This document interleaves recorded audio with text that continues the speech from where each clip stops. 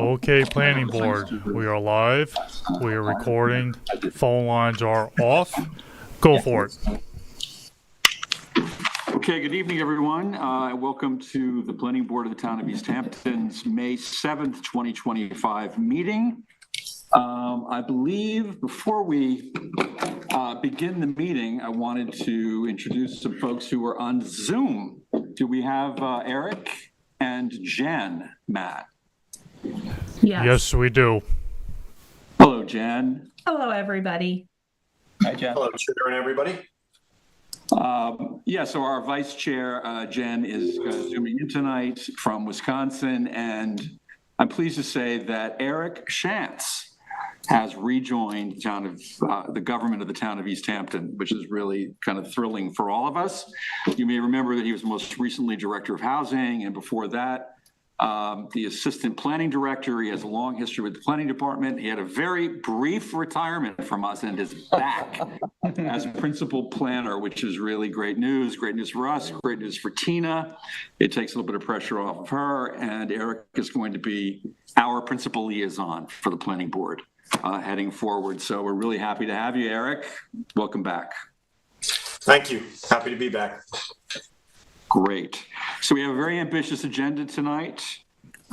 We have what, 1, 2, 3, 4, 5, 6, 7 matters for review. We have some old file map modifications. We have a proposed code change. There's a lot going on tonight. So we'll jump in with our first matter, which is the Marks 2-story infill. Lori, I think you're the applicant there, right? Yes. Okay. And Chris, this is yours. And Jen, I believe this is your matter, right? Okay. Yes, it's me. All right, good. A little bit of a delay there. Yeah, all right, so take it away, Chris. Swear me. All right, thank you. So as mentioned, this is a Marks 2-story infill site plan application. This is the initial review. The subject property is 20 Surfside Avenue in Montauk. The property is zoned RS Resort, and it is 6.22 acres and contains an existing resort motel with 92 units.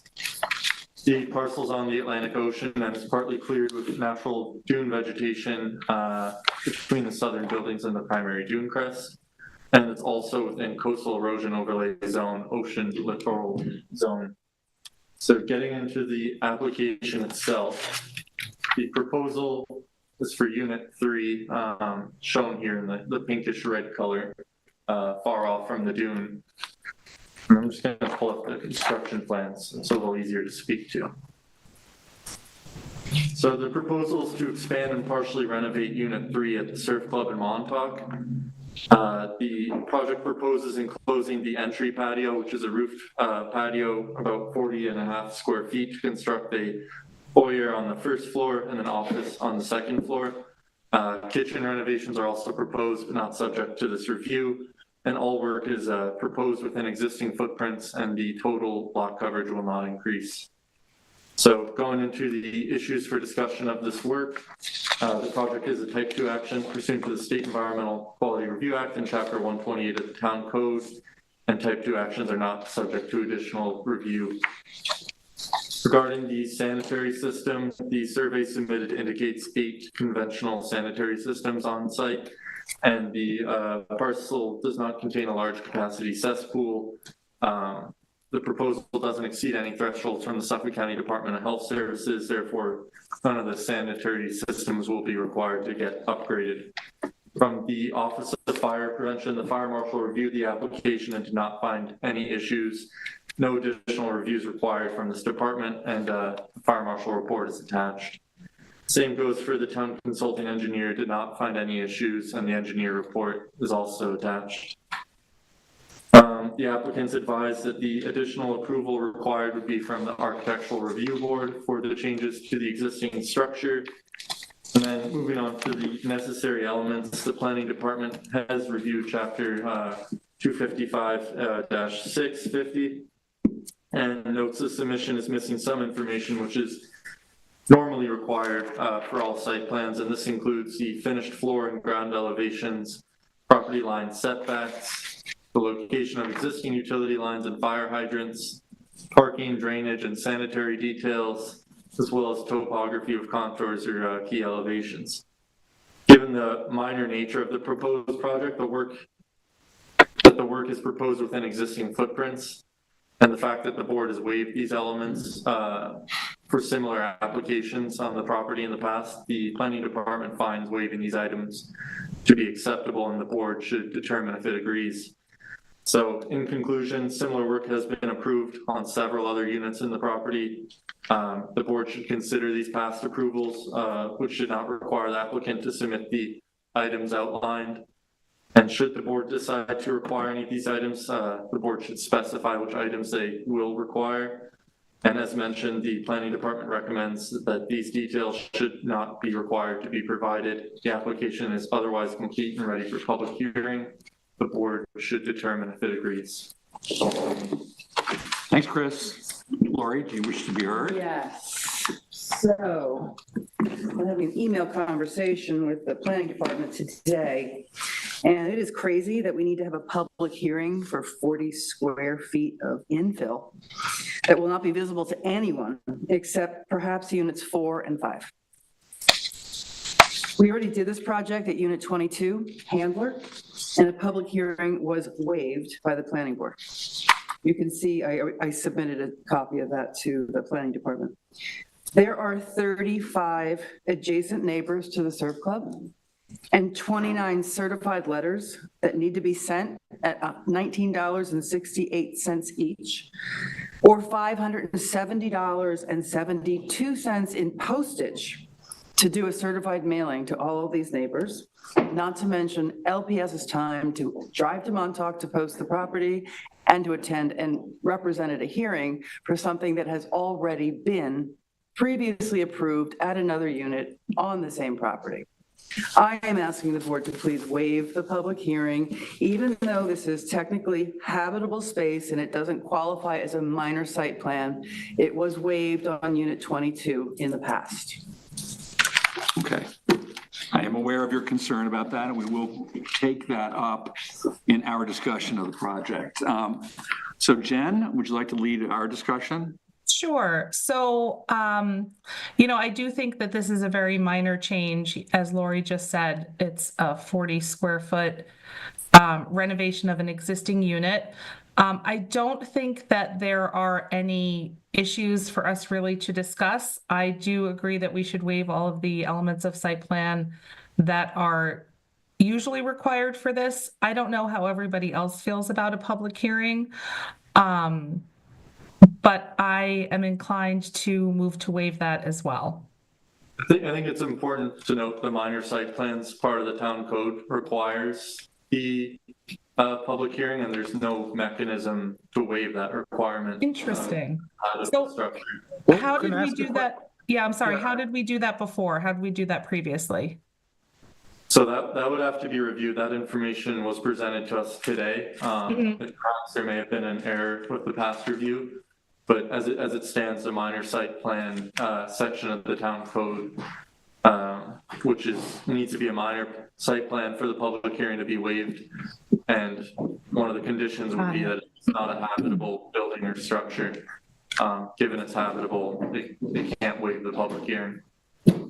Interesting. Has there been any public comment to date on any of the changes that have been made thus far on any of the other units or on this unit?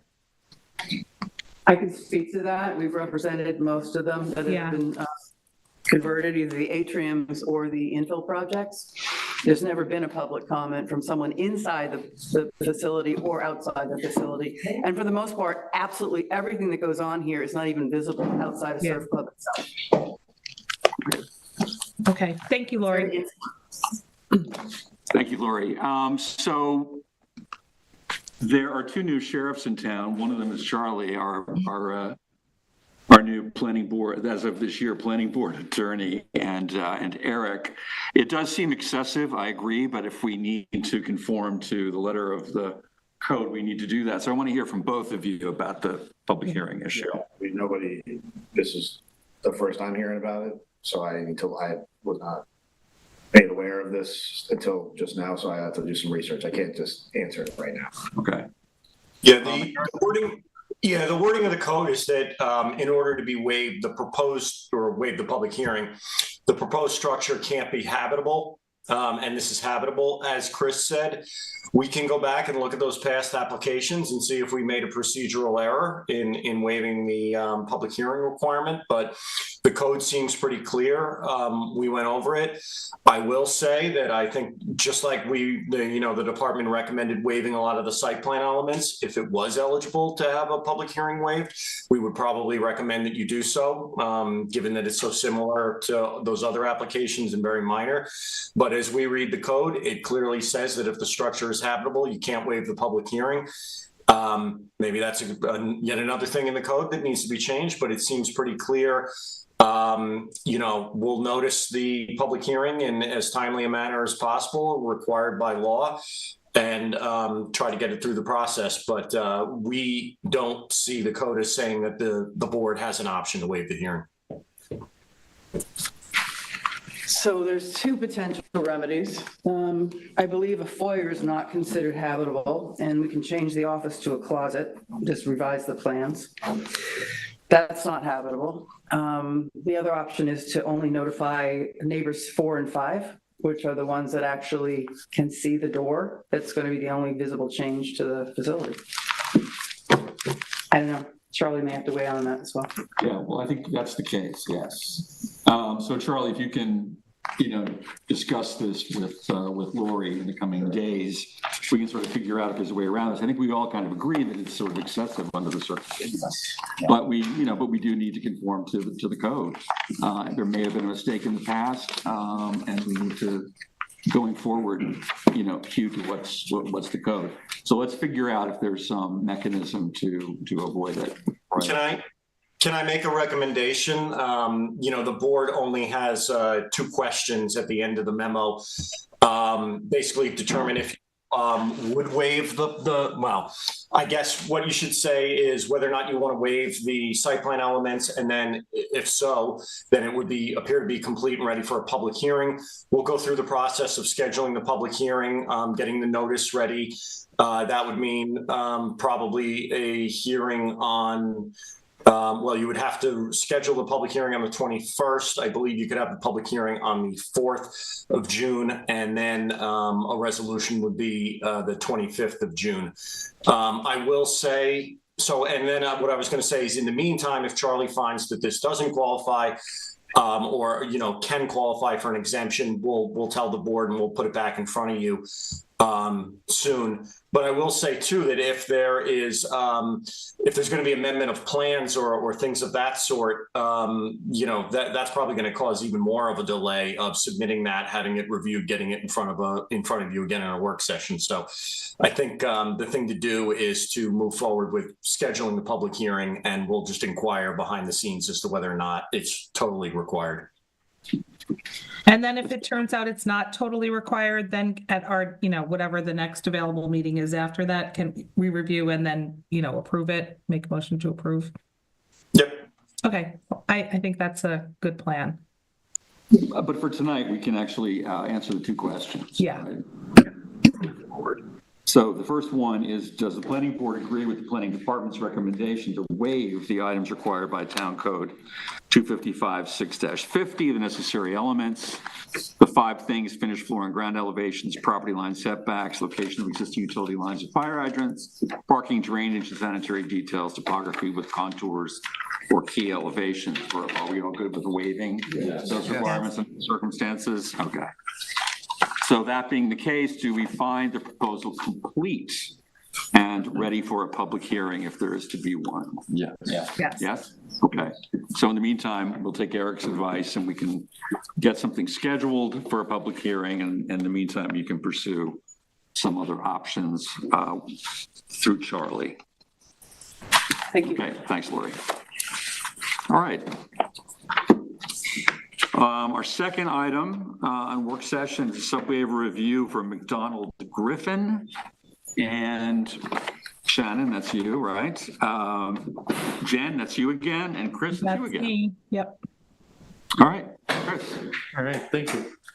This is the McDonald Griffin subwaiver at 981 Springs Fireplace Road in East Hampton. This is a third review of this application. It was last reviewed October 9, 2024.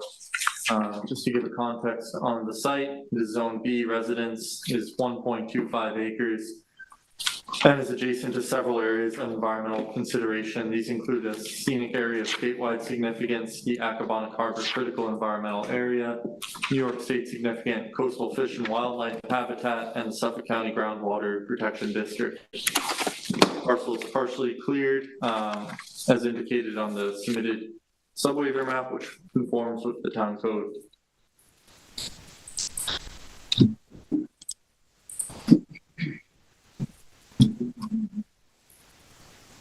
So the proposal is to divide the 54,494 square foot existing lot into two parcels. Parcel 1 is proposed as 29,069 square feet with frontage on Springs Fireplace Road, and parcel 2 is proposed as 25,425 square feet.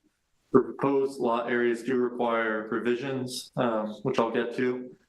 The site is currently improved with a 2-story single-family residence, which is reflected on the most recent certificate of occupancy from 2023. So next, I'm going to go over the comments from the last review, when the planning board issued comments on several issues, go over the applicant's response as well as the planning department's assessment of each. So first, the planning board commented that the revised map should address the town consulting engineers regarding stormwater drainage, site access, and required survey clarifications. And the applicant responded by submitting a revised common driveway plan, which I'll pull up here. So access rights for the common driveway must be formalized as a common driveway easement, and the width does comply with the 20-foot minimum from the town code. The proposed common driveway must be indicated within a proposed access easement, and the area of that easement must also be indicated.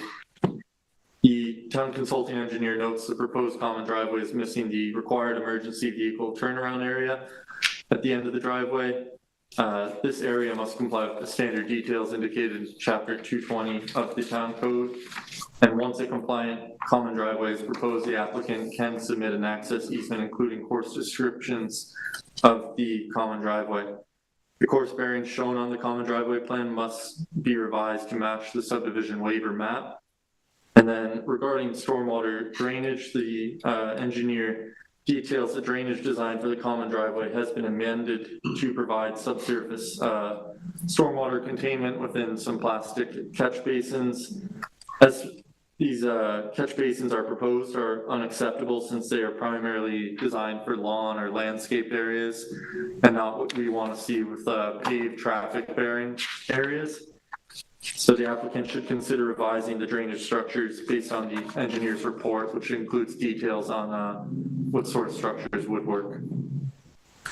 The second planning board comment was that the applicant should the applicant should work with the planning department to meet specific reserve area requirements set forth in the town code.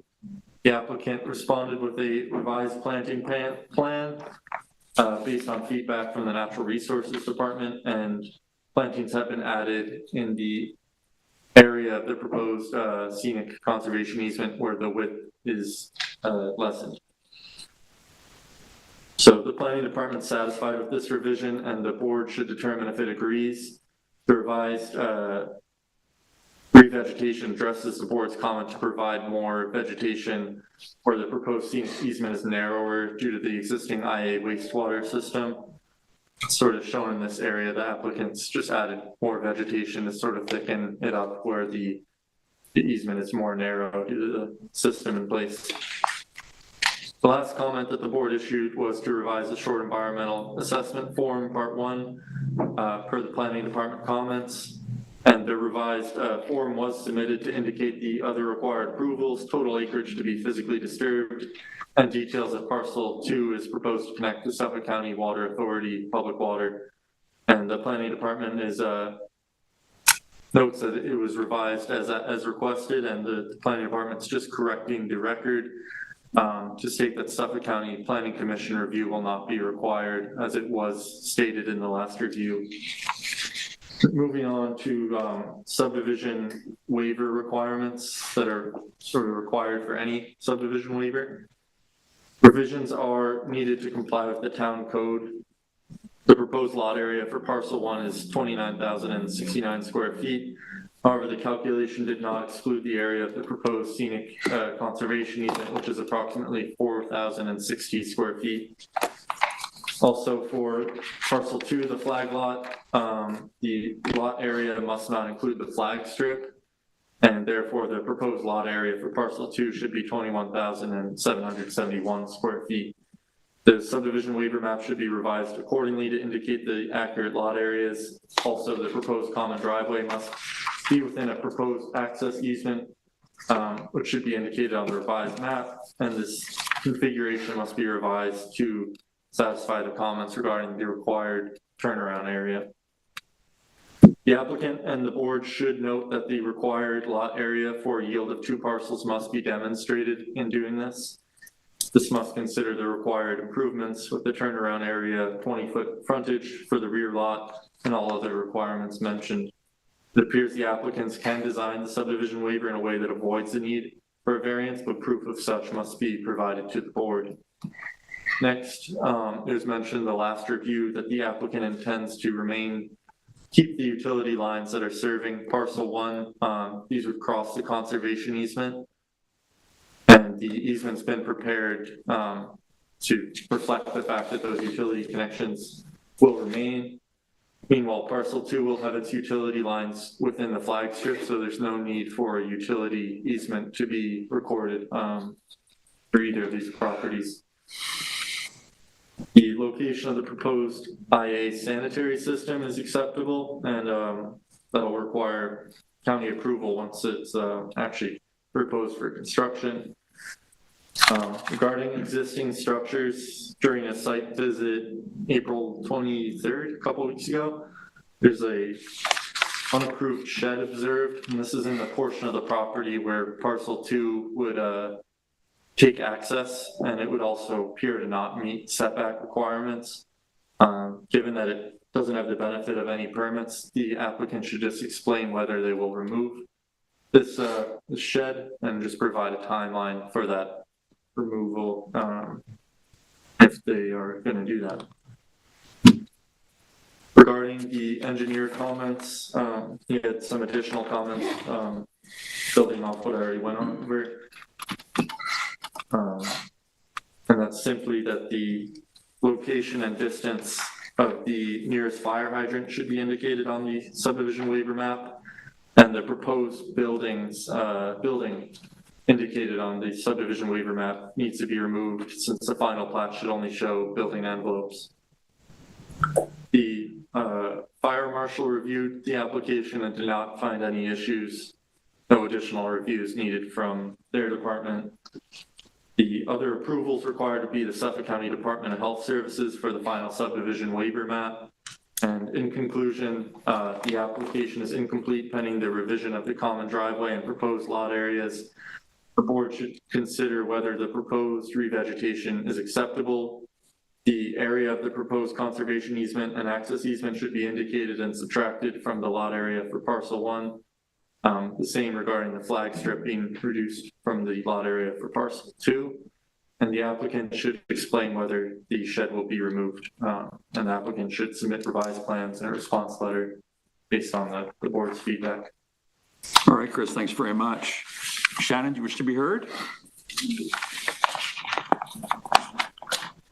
I always forget to say this, we know who you are, but please, just for the record, identify yourself. Shannon McCaffrey, Dewey's Planning. I'm here this evening with Mary McDonald and Garrett Griffin, the property owners. I will just run through. Chris did a good job of going over the memo. I am going to leave the turnaround comments for the end because I think that's the most that we can discuss about.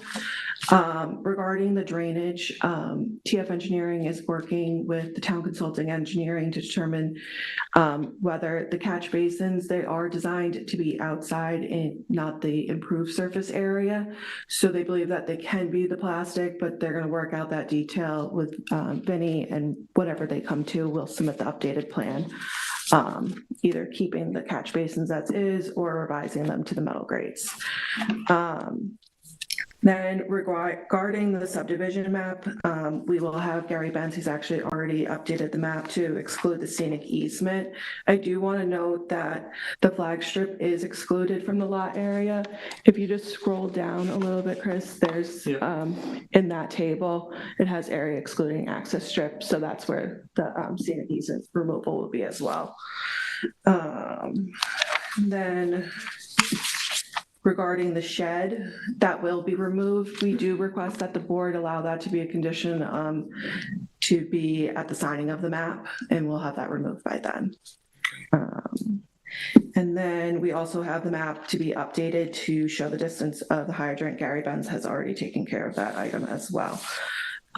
Regarding the turnaround, we designed this subdivision to only have a 100-foot common driveway strip to give access to lot 1, just to keep the rural nature of this area. And so in order to do the turnaround, if we keep the access strip just the same amount, it'll take up, it's actually larger than the 100 feet. And the turnaround would go across the existing driveway, which you're not allowed to park on a driveway. So we then get into the issue of lot 1 not having parking. So we're wondering if there's any way for the planning board to waive the turnaround requirement given the short distance of the common driveway easement. Okay. And we do note that we did submit this previously to the engineer, and this is the first time this comment came up. So we kind of want to work with the board because I feel like we've all kind of agreed that this is a good design. And so I have a schematic, but I know that we can't really show it just to give a visual. Okay. All right. Well, we'll discuss this. Great. Thank you. Jen, your comments, please. Thank you. Thanks, Chris. Thanks, Shannon. I think that, I am very happy to see that the applicant did, place more revegetation in the scenic easement. I think that's important to keep the rural nature.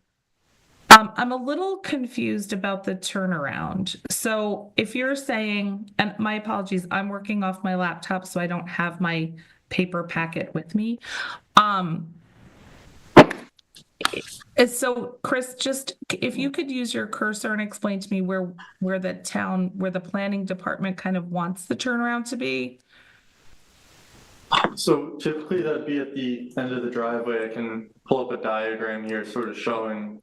Like by lot 2, right? My understanding is Eric can correct me if I'm wrong, but it would be around the border between the two properties at the end of the driveway. It's I believe the code states the terminus of the driveway, the common driveway. So right. Portion where it's no longer okay. And then how does that impede the parking for parcel 1? That's where I'm just, so Shannon, I'm sorry, would you mind coming back just to kind of explain that to me? So the layout isn't typical where parcel 1 has all the road frontage. We actually are proposing a flag strip, and over the first 100 feet of the flag strip is the common driveway easement. Mm-hmm. And so the common driveway doesn't go all the way to parcel 2. It ends 100 feet into that flag strip. And so at the terminus of the common driveway, the turn back would really fall right on where the existing driveway is now. And so if we add the turnaround all the way down at the end and extend the common driveway any further, there's unnecessary clearing that would need to be taken. And so really it's a common driveway that then has a private driveway to lot 2. So Chris, can you point out where the turnaround would be under the current configuration? Yeah, Shannon's right, I'm corrected. So typically the common driveway would go all the way to the second lot, but given that the common driveway is going over the flag strip of parcel 2, it really ends at the point in which parcel 1 is no longer using the common driveway, since once you get beyond that, it'd sort of just be the private driveway for parcel 2. So in reading the code, I would imagine that the turnaround area would appear, and you see this diagonally hashed portion Yeah. of the strip. So based on the code showing, So that would be that only that first 100 feet is the common driveway, and then the rest of it is a private driveway, not requiring a turnaround. Correct. that's my understanding. And so also it wouldn't really benefit, the turnaround's really for emergency vehicles. Yeah. I mean, they would be like 50 feet into the driveway at the turnaround, backing all the way down. And so just with the layout, it's not really feasible Doesn't make sense. or logical. It doesn't make Yeah, it logical doesn't make sense. Yeah, Can I chime in a little bit? absolutely. So usually, I mean, the most sort of orthodox or common thing to do is to extend that common driveway easement all the way along the flag strip. You can't count the flag strip as lot area for the rear lot anyway, so you don't lose anything as far as lot area by extending that easement. What most people do will be to extend the easement all the way over the flag strip and then have that little L-shaped turnaround be at the terminus of the easement in the common driveway. The reason for it, a couple of reasons. One is exactly what Shannon's talking about. If then you end up having the turnaround space right near one of the residents or close to one of the residences and not the other. But more so, and I understand the idea of wanting less pavement and not wanting to extend, a wider common driveway spec as opposed to an individual driveway further into the property. But you have to keep in mind that emergency services are looking at it from the other direction of they want a code mandated wide access that is not obstructed, that gets you as close to that residence that's going to be on that back lot as possible, so that they can get a truck in there if they need to, and then have the turnaround be there so that they have the benefit of that added space and maneuverability. So there isn't anything in the code that says that, you can't stop the access easement where it's shown on the map here in front of you and have the turnaround area be there. But it is better for emergency access to the rear lot. And it's also better for that front residence to not have it end there and have a turnaround. And again, as I mentioned, you don't lose anything by stopping the easement in that location halfway down the flag strip because the flag strip portion can't count as lot area anyway. So that's my 2 cents on it. What was the logic behind the short common driveway? We did that because that way, there's no real point in parcel 1 being able to traverse the whole flag strip. They only need access into the existing dwelling, and 100 feet seems pretty reasonable for them to be able to access their property past the scenic easement and not need to go all the way to the back of the property. And so that's why we were keeping it at 100 feet. And we understand the whole emergency service. I think it is also important to note that the fire marshal has reviewed this application now twice and didn't bring up the turnaround. It was the engineer that brought it up. And so, Speaking of the emergency service turnaround only, aren't they able, if there was a fire truck that had to come in and go all the way to the second lot, wouldn't they be able to turn around in the driveway of the second lot? it all depends on how that driveway is designed.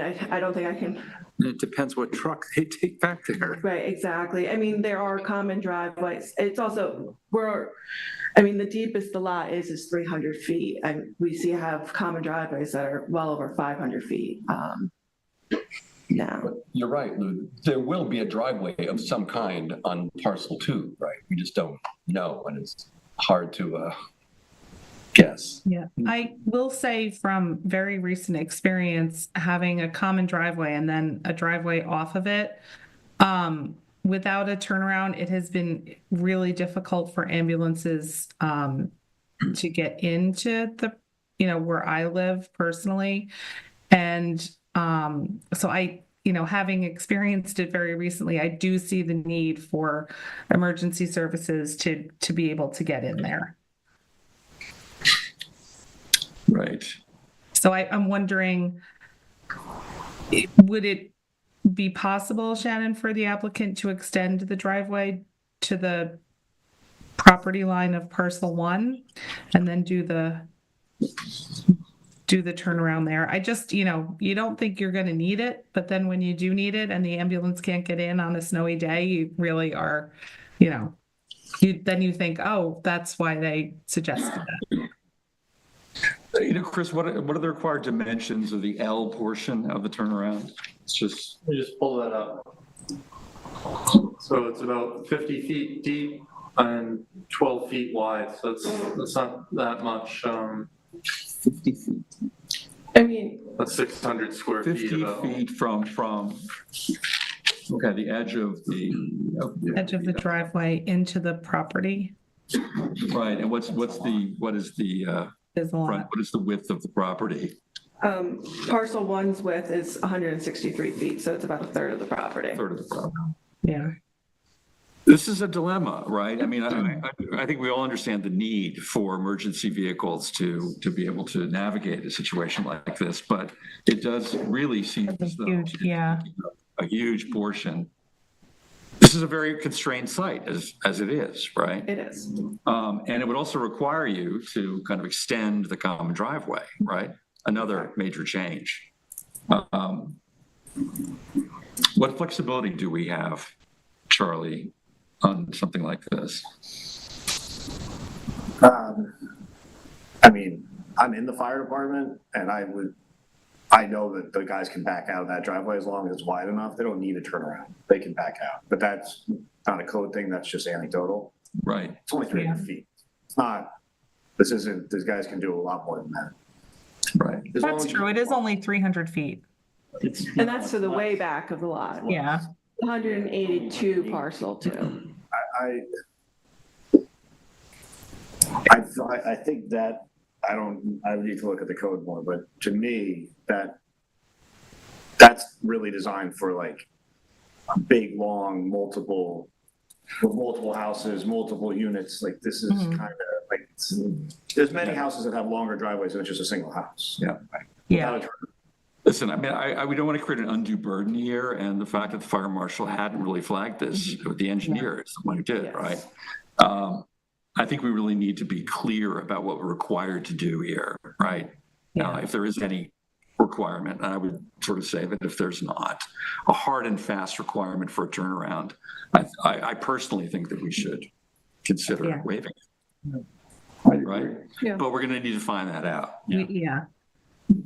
I will tell you, I'm looking for the exact code section. Obviously, it's, not best to be doing that at a meeting. But because this came up on a sub-waiver a number of years ago, I'm almost positive that the code gives the planning board authority to waive, like with an open space subdivision, you can vary lot dimensions, lot sizes, things like that. The code gives you authority to waive a lot of different requirements of the subdivision chapter, except those related to road widths, common driveway widths, their length, turnarounds, and pull-off areas. I can find that for you, obviously not right now, but I'm pretty confident that the board doesn't have the authority to waive the turnaround requirement. Okay. All right. We'll get to the bottom of that, right? I'll Between Charlie and coordinate. Eric. I'll coordinate with Charlie, Eric, and Chris. Yeah, that'd be good. All right, great. There are a few other things we need from you anyway for the next visit, so we'll have that determined by that time. Okay. All right? If it's not required, since the other details are pretty clerical, is there any way we could schedule the public hearing based on those submission items if it's not required? We'll make sure this happens quickly, Okay. but let's wait till we have an appropriate answer to this question. I think that's vital before we move forward. Thank you very much. All right, Jen, anything else? And or anyone else on the board have a comment? No, that was the only one for me. All right, good. So we had a few questions to answer. The first is, does the planning board agree the revised revegetation plan is acceptable? Yeah, I think we agree that it is. Yes. The barbell plan, we like it. Does the planning board agree the proposed common driveway configuration should be revised to indicate the required turnaround area or not, depending on the answer to the question about requirement? And stormwater structures in accordance with the engineer's comments. You've agreed to look into that, right? So that's a yes, but you're looking into it, right? Does the planning board agree the proposed lot areas should be revised as noted above so that it really reflects the actual lot areas as we discussed?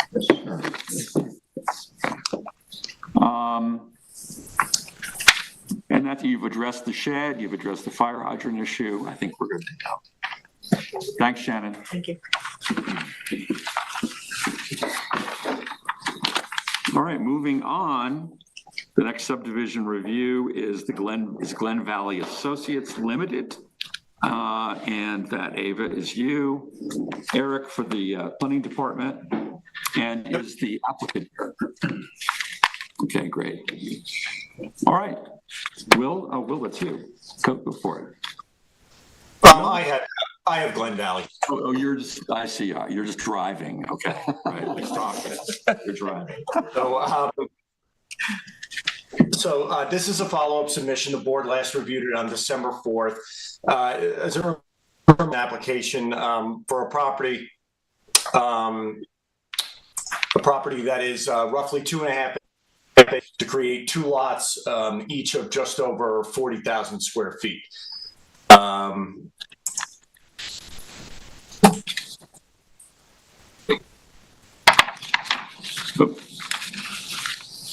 Are you is Eric frozen? Looks like it.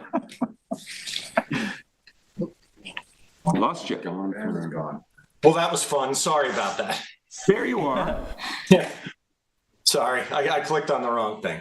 But anyway, so getting back to it, this is a lot that is about 2.5 acres, proposed to be divided into two lots, each just over 40,000 square feet. This is in the A residence zoning district as well. So again, 40,000 Eric, excuse me 1 second. Can you share your screen again, please? Oh, yeah. I'm sorry about that.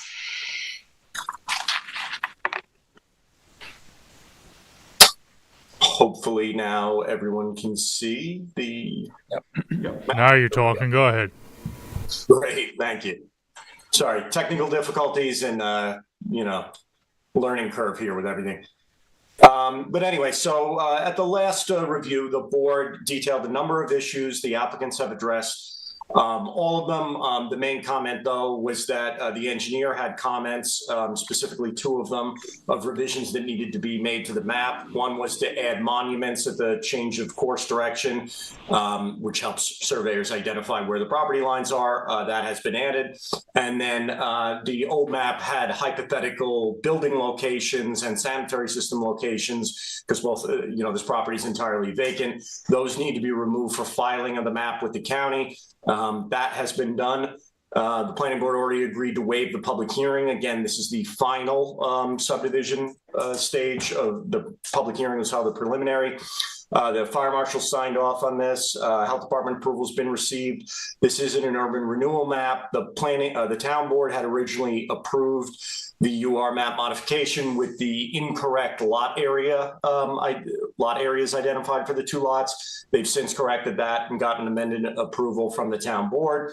So basically, if the board agrees, then it appears that it's ready for final approval with just some standard conditions of dedicating the highway widening easement and transferring the reserved area to ownership of the town. Okay, thanks, Eric. Would you like to speak? Please identify yourself, name. Brian Locasio with the Adam Miller Group. I have nothing further to add. I just want to thank you all, members of the board, staff, town attorney's office for getting us here. Appreciate it. If there's any questions, I'm happy to answer them. Okay, thanks, Brian. All right, and again, Ava, this is yours, right? Yeah, thank you, Brian, and thank you, Eric. I was on this at the last review, they came back with all the answers, and I don't have any further comments on this. It's pretty open and closed. Okay, all right, good. Anyone else have any thoughts? All right, good. And Eric, just because there was a public comment to this effect, is there some potential issue with the way the ownership of the property is reported that we might want to flag? Yeah, my understanding, how I read the public comment was that they were just concerned that some of the documentation that's being filed or has been filed has been under the wrong owner name. The ownership entity is not Glen Valley Associates Limited under certain property ownership records. Where it's necessary to clarify the current owner of the property, we will. And the town attorney's office will make sure all the legal documents have the correct property owner and correct applicant. I will note that, approvals run with the land. A lot of times one entity will begin an application and ownership or entity names will change during the process. That usually doesn't change the application name. So even though this is Glen Valley Associates Limited final subdivision, we don't change the name of the application as ownership name might change. So I don't think there's an issue there. The public comment was a prudent one in that, the town should make sure that the paperwork they file has correct ownership information, and we'll do that. All right, good. I'm glad we flagged it. Yeah, that's proper answer. We had made a clerical error on at least one of the submissions that I believe we had addressed, but we noted and we'll address it. All right, great. Thank you. Thanks, Brian. Yeah. All right, so we don't have much in the way of questions here. Does the board agree that all previous outstanding issues have been addressed satisfactorily? Yes. Yes. Okay, good. Is the application ready for approval? Yes. Yes. Okay. Yes. Okay, we're good. Thank you again.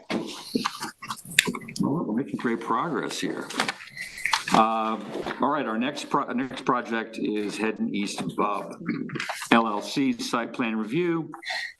Ava, that's you again. Will, that's you for the board, and is the applicant with us? Joan. Yeah. Great.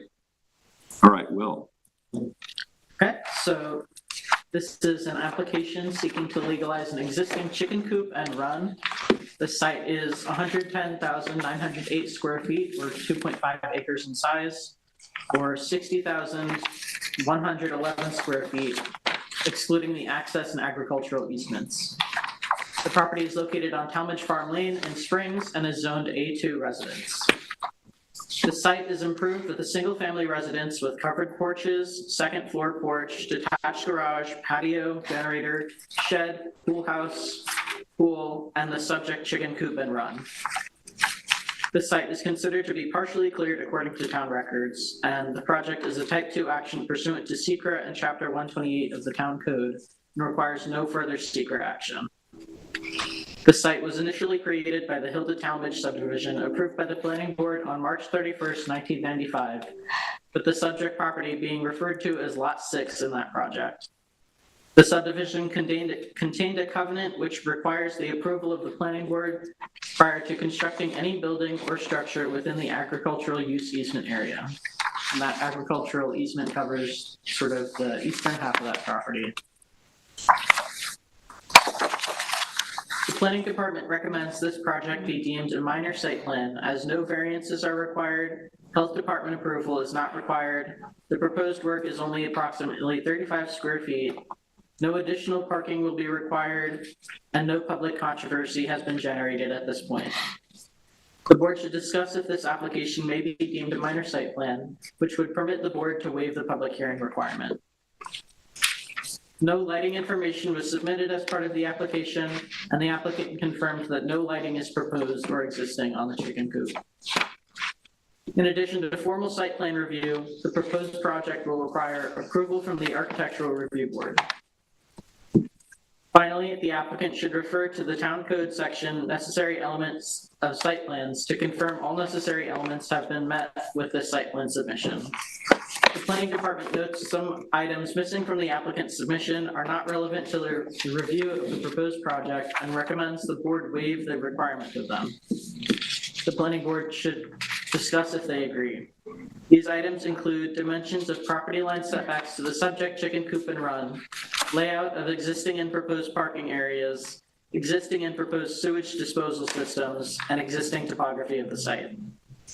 In conclusion, the board should consider whether this application may be deemed a minor site plan and if the public hearing will be waived, and if waiving the above listed elements is appropriate.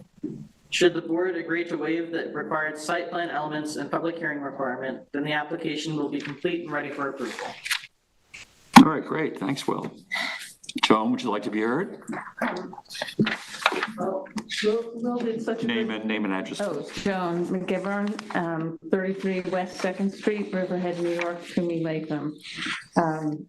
Will did such a good job. I don't think I have anything to add. There is no lighting planned. The chickens don't like lighting.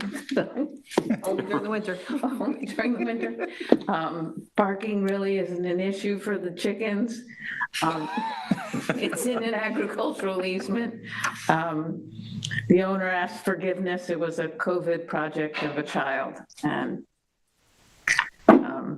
we hope to legalize it. Thank you. Okay, thanks, John. Ava. Thank you, Joan. Thank you all. I was going to ask if it was built during when it was built. Makes sense. And the lighting, that was really my only question. I presume there was not, but I agree with the memo. This is a 35 square foot legalization of an existing structure. It's obviously, to me, a minor site plan. I think we're good to move forward on it. Everyone's agreed. Any other thoughts or comments? Jen, anything? No? Okay. My only question is, will they sell fresh eggs on the street? It's in a residential district, so I think not. Okay, all right, good. That was the right answer, but the wrong answer. Okay, great. Well, we only have a couple of questions. Will has already outlined them, basically. And let's see, here they are. Should additional exterior lighting be proposed? Should the applicant submit the information detailed above? We're saying there is no lighting that we expect to be proposed or required to be proposed. Does the board wish to deem this application a minor site plan and waive the public hearing requirement? Yes. Yes. Jen, are you okay with that? Yes. Okay. Does the board agree to waive the requirements of the following site plan elements: layout of existing and proposed parking areas, existing and proposed sewage disposal systems, existing topography of the site, and setbacks? Yes. Yes. You all agree? Yes. Yes. Okay, so you're nodding, Jen. Should no additional exterior lighting be proposed, is the application complete and ready for approval? Yes. Yes? Yes. So I guess we're ready to go on this one, right? Since we've said it's a minor site plan and we're waiving the public hearing, it's ready for approval, right? Okay. All right, good, thanks. Thank you so much. And the chickens, thank you.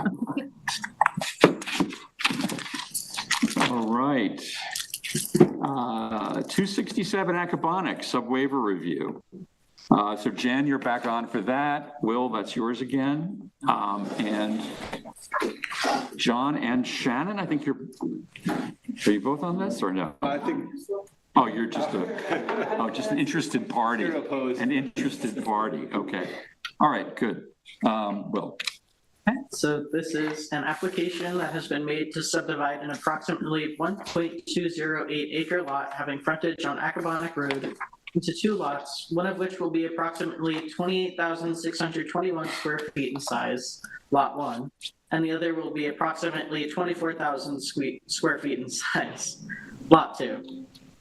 The site is currently improved with a single-story, single-family residence, a shed, septic system, and driveway, all of which appear to have been approved per the most recent certificate of occupancy dated November 28th, 1979, with the exception of the shed and fencing. The site is zoned B residence and is located within the Pine Barrens region and the South Fork Special Groundwater Protection Area. two Suffolk County designated natural resource and groundwater protection areas. Additionally, the site does not appear to be related to any previous subdivisions and is considered partially cleared of natural vegetation according to town records. The Planning Department recommends the short environmental assessment form is an acceptable form and will issue lead agency request letters to the involved agencies, including the Suffolk County Department of Health Services and the New York State Department of Environmental Conservation. Following the review of the Planning Board on January 15th, 2025, the Planning Board issued written comments to the applicant regarding several issues.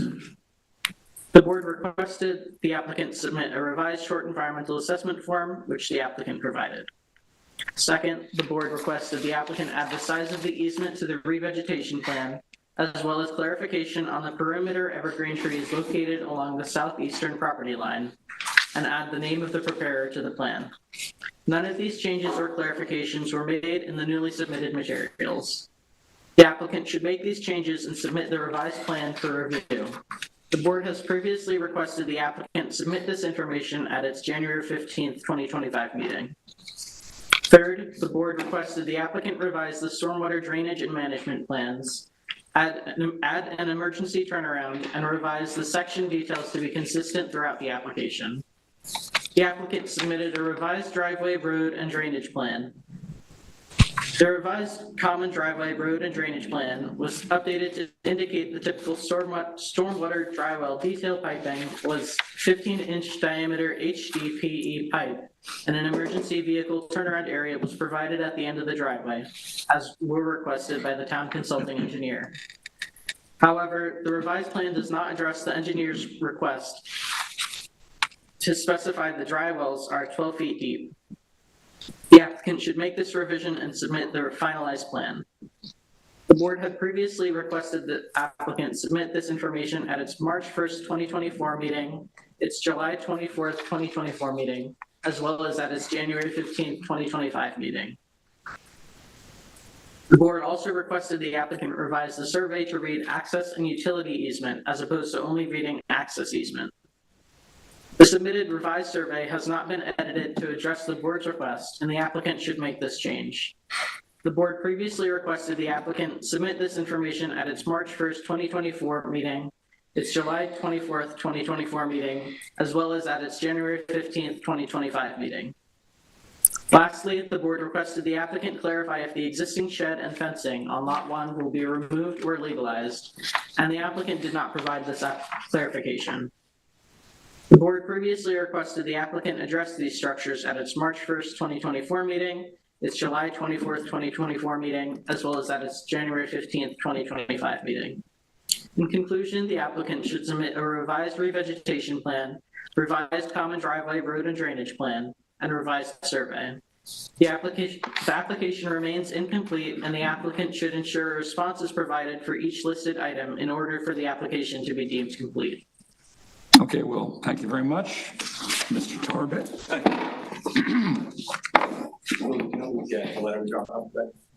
I did not. Okay. So let's just summarize the letter we dropped off. First off, we submitted the, so one of the requests from in January was that we revise the access easement to say access and utility easement, and we did that, and we dropped it off on March 18th. I have a copy of the cover letter that was stamped by, received by the planning department. So as far as the change in Saska's site plan to say access and utility easement, that was done. And I dropped off another copy today, but we dropped it off in March. As far as Drew Bennett's site plan, that was dropped off on January 31st. So 2 weeks after the meeting. And he did revise the note. He wrote, it says it right on there. I called him today and he's like, I don't understand, it's right there. So it says, well, the engineer had asked that the driveway and drainage plan have a note regarding the dry wells. And he put that note in there. The depth. Depth. He has 4 8-foot dry wells rather than 2 12-foot dry wells. Okay. So then, as far as the revegetation plan goes, on the January 15th memo to this board and at our discussion that night, the planning department recommended the changes could be made as a condition of approval. So then today it was surprising to see them say, well, the plan's not done. Because in January, in their memo, the planning department's memo, as well as our discussion here, we said, oh, those are simple changes, they can be done as a condition of approval. Okay. So I'm not really aware of any open issues. Certainly if there are any, they're super minor and could be addressed before the record closes or as a condition of any approval. Okay. All right, thanks. Let's see, Jen, this is you, right? That's me. Thanks, John. Thanks, Will. It sounds like there's some confusion about what has been submitted and what hasn't. So, if the planning department does have all of the stuff that John has dropped off, then I think there really aren't any issues left to discuss, unless I'm missing something. Jen, I did miss the shed. That Oh, was the another shed, thing. yeah. So that was also something we discussed in January. Mhm. And it was, the planning department's memo that they wrote in January says that as a condition of approval, the shed should either be legalized or removed from the property. And we Right. agreed in January. So they're using it tonight as a reason why we're not complete, but I would just ask, in the interest of fairness, we just stick with what they suggested in January was that it either be legalized or removed. Yeah, as a condition of final approval. I also recall that conversation. So, I mean, I think this is fairly complete. Can we just make sure, John, obviously, can you work with the planning department to make sure that they've received everything and get this updated and move it along? Jen, you're showing up on the screen. I want to look at you when you're talking, but I don't know which camera to look at. Sorry, I know you're looking at me, Tarvin. I know it. Even if we had not submitted these things, and we did, and we have proof that we did, and I'm happy to do it again. Things get lost. Yeah. Just as a general comment, this stuff the engineering plan was submitted on January 31st. Saskis's revised survey was submitted in March. So the planning department would just reach out and call me and say, hey, we don't have something. We could save these types of, instead we get a memo on Friday afternoons after 5 o'clock. And then there's no one, it would just be so much more efficient for the board if we just had an open line of communication with the planning department, not just me, but any applicant. Because these are tiny things that all could be addressed and are not discussed. The night of hearing, you guys go home earlier. So. Okay. Yeah. Thank you. Yeah, thanks for your comments. I appreciate it. Anyone else have any comments? No? Okay. Yeah, no, I think we need to really understand where there's a disconnect here. If we can validate, that we have everything that Mr. Tarvin says we should have, I think we're in pretty good shape otherwise. So let's just do that in the next few days. If you can just be in touch, John, with the planning department, we'll make sure everything gets taken care of. Yeah, does that mean we just come back for another memo, another hearing where we discuss edits to? Yeah, probably. Well, it's so much better. The applicant, my applicant actually passed away during this process, right? Like his wife is trying to finish this process to sell these lots. We were here in January and we've been waiting to get back before you since then. And we submitted everything. These are all tiny things, which you don't need them to deem the application complete. The engineer signed off. The town's consulting engineer already signed off on the highway. He just said there was nothing in January. There was nothing in January that would have prevented us from being deemed complete. Now here we are. Do we have an option, Charlie, to make these conditions of approval? Well, John's still got to get an urban renewal modification, so. Well, that's true. Yeah, you do need that, That's right? gonna be weeks too, and that's just a separate thing. Yeah, I know, but that's a separate thing. But in January, they told us in the writing, in the memos going back January and before that, the planning department said it would be forwarded to the town board. They actually said it would be a meeting in February. It just never happened. So these months just tick by, and it's rough for my client. Yeah. But you could deem us complete tonight. And if there's something the planning department wants, I can give it to them before you have a hearing. What are our options here, Charlie? Is Eric on board? Eric's on board, yeah. What do you think, Eric? Yeah, I'm here. I- Yeah, I mean, unfortunately, we need to verify that those changes were made on plans. John, I apologize if you submitted those and we misplaced them or didn't see them. We'll take a deep dive tomorrow, see what was submitted, go over the list of incomplete items, and you and I can discuss it, and hopefully we can get you a quick turnaround and get you back on the next meeting. Sorry to interrupt you, Eric. Taking the site plan, for example, the only comment in January was that the access easement should say access easement and utility easement. So we only had to add the word utility to the easement, and we did it. And we submitted it. I have proof that I submitted it. I have, the planning department stamped my letter when I dropped it off. You don't need that, right? You wouldn't need that to be deemed complete. That could always be a condition of approval that the map say, these are such minor. I hear you, but you want to bring a map that is as complete as possible to a public hearing. Some of those changes, it's appropriate to make them before deeming the application complete. So let me, just for me personally, I'm coming into this application late, so I don't know all the conversations that were had. But it sounds like there was a mix up as far as what was submitted. Let us do our due diligence and look through what was submitted and figure out where we are, and we'll get back to you. And I promise we'll put this back on as soon as we can. I think that's the best we can do, John. It's just to expedite the process. I understand I'm going to lose a point tonight, but if I could just get my last word in, give me that. The Drew Bennett plan, that was actually signed off on, and your consulting engineer said it was fine, right? He said, I'm happy with it. He said, I just suggest you add a note which we did. So it's not like there are elements missing from the application. These are all just edits of what we made.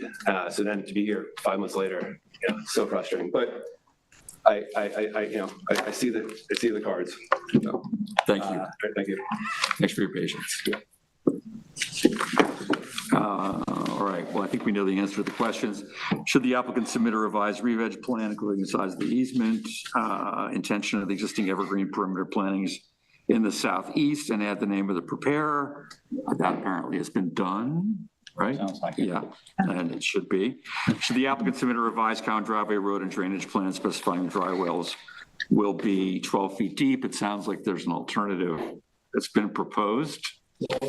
40. At 8 feet, 4 at 8 feet, which we'll need to determine if that's adequate. Should the applicant submit a revised survey indicating the easement is an access and utility easement? Sounds like that's been done. Right. So, all right, I think that's where we're at. So if you guys can follow up, I'm sure he will follow up with you in due course. And we'll close the gap between what has been received and what was sent. All right. Windmill HDFC Inc. preliminary site view. Michael, that's yours. Eric, I think that's yours. And the applicant is in the house. Great. Okay, so this is a preliminary site plan application to add 20 roughly 600 square foot affordable housing units to an existing 40 unit senior only affordable housing development. The units are proposed in the form of multi-unit 2-story buildings. The site has been developed since the mid-1980s as an affordable housing development. It contains 10 individual buildings with 4 units of roughly 600 square feet each, as well as a community center building, associated accessory structures, garden, lawn, walkway, other improvements. The site is basically multiple cottage-style buildings spread fairly evenly throughout the interior of the lot. Property zoned A residence, and within the Affordable Housing Overlay District. It's not situated in any special environmental zones. I should note here, there's an error here. It says it's 100% cleared of naturally occurring vegetation in the memorandum. That's not correct. It's partially cleared. And the surrounding land uses are to the north, 4 single-family residences. Hopefully you can see those on that aerial. As well as the Manor House affordable housing development to the immediate south, town senior center, a church, and a highway yard for the village of East Hampton across Accabonac Road. So as a preliminary site plan application, this is an opportunity for the planning board to give comments to the applicants about the general concept that they're going for here. And with this application, the most important is really the location of the new housing units and buildings, the potential displacement or removal of existing buildings and structures, parking and sanitary issues. Obviously, the specifics of those will be figured out at the time of formal application, but all of those are important to considering where these new units could go on site. So I should mention that this application was facilitated by a code change that occurred last year. Previously, the effective limitation on the density of units in an affordable housing development was 8 per acre. The town board changed that first to be 12 units per acre for senior affordable housing units, which applies here, and then also changed it for all affordable housing units. So this site, when it was developed, the effective limitation was 8 units per acre. They're just over 5 acres, hence the 40 units. Now that we're going up to 12 units per acre, they can do the 60. Also, not relevant to the planning board's review, but just to give you an idea that the town has supported this project, and to let you know that a $338,000 loan from the Community Housing Fund was granted last year for soft costs, which is planning, engineering, architecture. So presumably this application, but basically, a indication of the town board's desire to help these applicants expand this facility and add much needed affordable housing units. So what I'm showing you right here is what you can see is option 1 that they've submitted. They've submitted 3 options. What I'm going to do is just quickly full screen here so that I can go between them. So what you see right now is option 1. What you'll notice here, the community building is in orange. The new units that are proposed, again, 2-story buildings, are shown in yellow. So you'll see option 1 includes most of the units being at the center of the site, but then a number of them being in this western portion of the site. Option 2 requires the removal of one of the cottages, but puts all of the units towards the center of the property. And then option 3 places all of the new units on the western end of the property. Also, same with option 1, requiring no removal of existing cottage buildings. So the applicants have stated their preference for options 3 and option 1, which what you're looking at right now, again, is option 3. I'll go to option 1. Both of these include units in the western end of the property there. They've said that option number 2 is the least desirable, mainly because it removes, there's a garden or recreation area right behind the community building. It would require removal of that, but also that it would require displacement of residents because in particular, one of the cottages would need to be removed. So, and again, they said option 2, which you see in front of you, is their least favorite. Option 2, or a variation thereof, is the favorite design of the planning department. We say that for 3 very specific reasons. And what I will do is go to option number 1, for example. So that blue dashed line that you see around the perimeter of the site is a scenic easement boundary. To my knowledge, and we've done a lot of digging on this, and I believe an attorney for the applicant did as well, that easement was never filed. It was required as part of the original site plan approval. Basically, the idea there was that the previous planning board said, save for the southern portion of the lot where there's the access road and parking, so obviously there's no reason to have an easement. The remainder of the perimeter of the site should be protected by a scenic easement. Again, that was never filed. So what you see here on this option, if you look on the western end of the site, you'll see that a number of the units are proposed to be within the boundary of what would be the scenic easement. They're not violating the easement because it was never filed. However, ultimately, when this comes in for formal site plan application, the planning board, this current planning board should enforce the requirements of the previous planning board. I will say the second reason that we favor, and I'll go back to option 2 just really quickly. The second reason that we favor this design, in a way, well, doesn't completely render the issue of the scenic easement moot, but if there is a desire to place units within that area where that easement was supposed to be, you should note that also demarcates the required setbacks for an affordable housing development. The setbacks are 50 feet. They go by what is required of the multifamily residence zoning district. So again, you're looking at option 1 currently, skipping quickly over option 2 and option 3. Those place units within the required setbacks and require variances. We don't want to design something that needs variances. So I go back to option 2 here again. Sorry that I'm jumping around a lot. And actually what I'm going to do for a second is just stop share so I can show you the aerial again. I apologize for that brief delay, but you should see it now.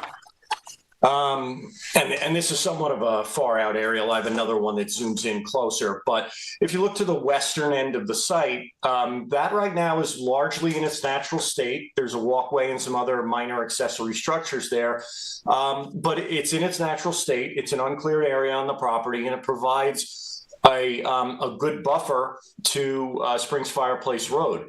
The town recently commissioned a corridor study of Springs Fireplace Road, with one of the goals being further, site changes that could be done to beautify that corridor. Also included in that is consideration that areas that act as buffers right now should not be removed. So we don't see the reason. And then I guess, the other point to make here is that, and I'm switching back to the site plan now, and specifically option 2 when we get there. Let me just full screen this again. So going back to option 2, so I think and it says this at the end of the memo, this should be viewed as a redevelopment of the property and not just an effort to fit 20 units on the site and not disturb, the existing improvements. I totally understand the wanting to keep as many of the existing buildings as possible. A number of them actually were renovated recently using community development block grants. I understand that, but at the same point, the new units need to fit on the site, and this development pattern is, obviously 2-story row townhouse style units are different in their appearance than the cottages. Most, I think that what needs to be considered here is that there is room here to put all 60 units that are permitted under the code on the property. It might necessitate the removal of more of the existing buildings, but so be it, if that's what's needed to get a proper site layout. There's also an option here upon formal where the applicants could propose to phase the development. So as you look at this option 2 here, you'll see that row of townhouses to the right requires the removal of one of the cottages. I'll scroll back to option 1 to show you where that cottage is, kind of scrolling back and forth. These might need to be removed, but they could be done in phases. So if you look at the option 1 drawing for getting the units in the western end of the site, the town code permits a number of units to be built. And if you look at those centrally located units, those are where the current recreation area is. Those could be built. Residents from one of the cottages could be moved into those units, and then new units could be built where one of the cottages is. Another cottage could be removed to facilitate the reserved area requirement, recreation area requirement, which I'll get to in a second. But just very quickly, parking. There seems to be a slight discrepancy in what the required number of parking spaces are. It's nothing major that can be resolved at the formal. Also wanted to just mention sanitary system because that plays into the lot configuration as well. They're not required to provide sewage treatment here. Being in the groundwater management zone that they are, the health department will permit individual sanitary systems. They obviously, all the new systems have to be low nitrogen systems, but they can do individual systems instead of sewage treatment. The existing sewage treatment that's for the property is very antiquated technology. My understanding is that it has had some functional operational problems recently. So the applicants should strongly consider providing sewage treatment. Again, that is not a requirement. I understand that that's extremely expensive, but just putting that out there, and obviously full information about the sanitary system needs to be provided at formal. And the applicants in the lot layout are going to have to consider where the sanitary systems are going to go and where their leaching fields are going to be. Most of that leaching area is currently underneath that recreation area, that garden right now. So just jumping to the recreation area, that is a requirement of the special permit standards, and it dictates that there needs to be an open space for, common use. There is one right now in that garden area, and it's dictated by the number of units and a certain square footage. So there needs to be, based on 60 units, that means that there needs to be a 4,500 square foot recreation area. Again, that is not a huge amount of land and could be facilitated by removing one of the cottages. What I'll do right now is I'm going to jump back to the option 2 that was submitted.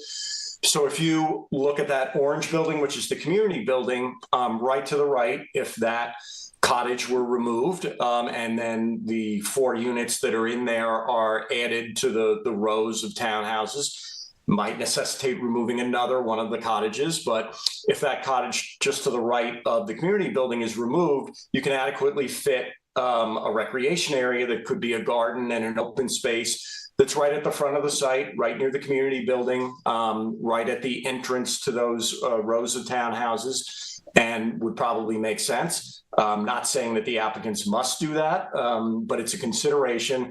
And really what I'm getting at here is that there is room on site to redevelop this property and get to 60 units without violating the scenic easement that's supposed to be there or needing variances for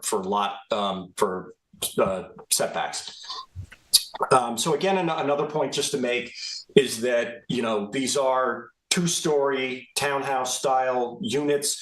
The existing aesthetic on the site is scattered 1-story cottages. The formal site plan is obviously going to need ARB approval. The applicant should provide as much information as soon as possible as far as renderings and elevation plans and floor plans so that the ARB can give them good guidance early in the process.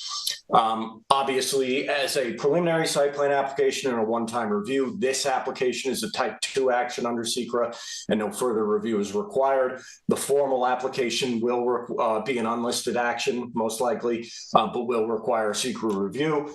And we listed in the memorandum the involved agencies.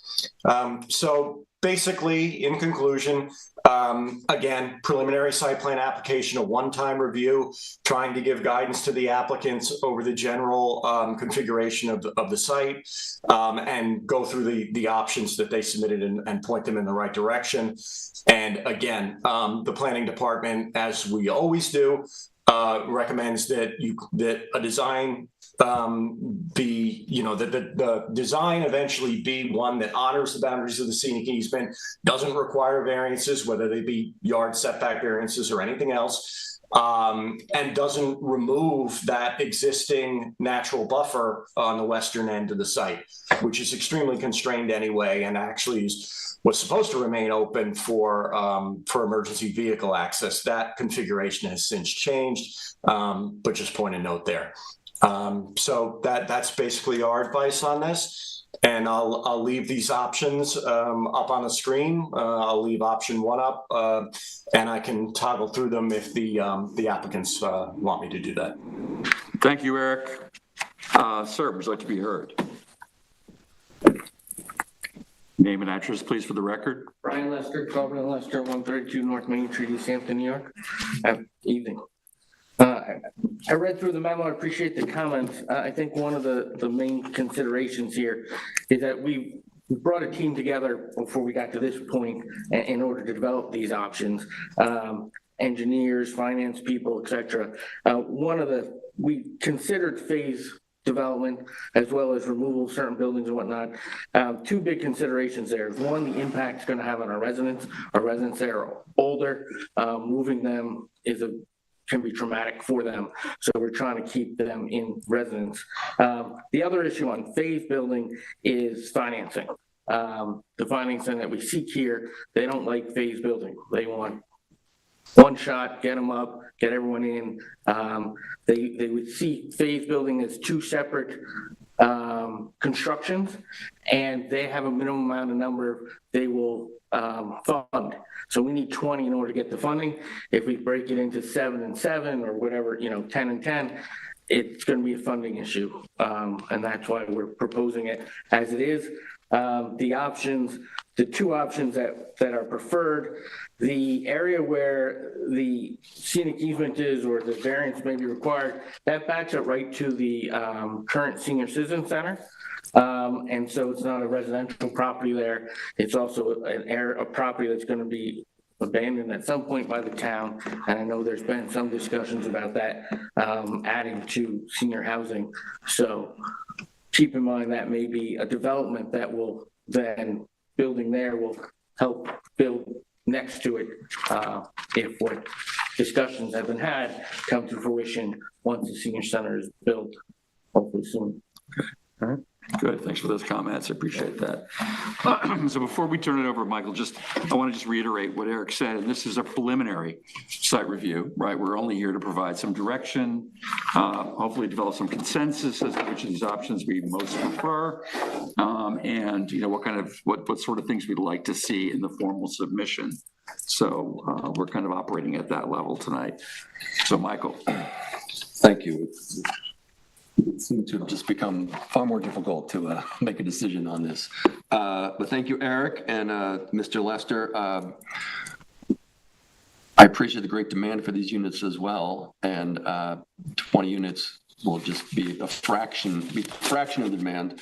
So I'm interested in a smooth planning board process. So the scenic easement, I look at that and I think there are two options when you come back for formal. And one is, does the planning board require that they submit the original approved easement, scenic easement? But I look at that and I'm thinking specifically of the northern border with the stockade fence that runs along that border. And there are a handful of oak trees and not a lot of screening. So if we go with the original scenic easement, you have to make it the naturally. Tell me if I'm wrong here. It's the naturally occurring habitat type, which is a deciduous woodland, and it would stay like that, which is not a lot of screening. The second option is to have a modified easement and have. There'd be landscape buffer along that northern property, right along, because you have that 6-foot stockade fence that looks rather stark. And if we want to respect the previous planning board, that shouldn't have been cleared, right?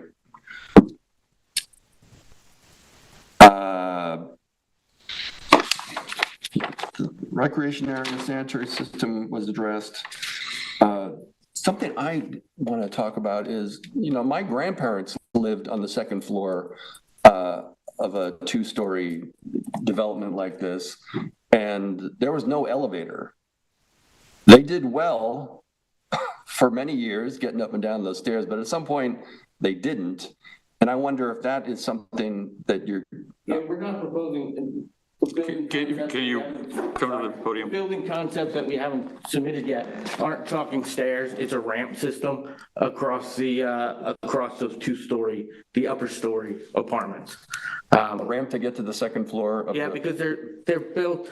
They're kind of sunken down. We're trying to keep them in line with the cottages that we have, so they're not huge, and so they're kind of sunken down and have a ramp to get to the second story. Oh, So it's more on that side, more of a ground level on one side, so they're almost both on ground levels once we get into those concepts, but we certainly have taken that into consideration. Fantastic, right? fantastic. Including the first as compared to a two-story residence, so we're trying to mitigate that.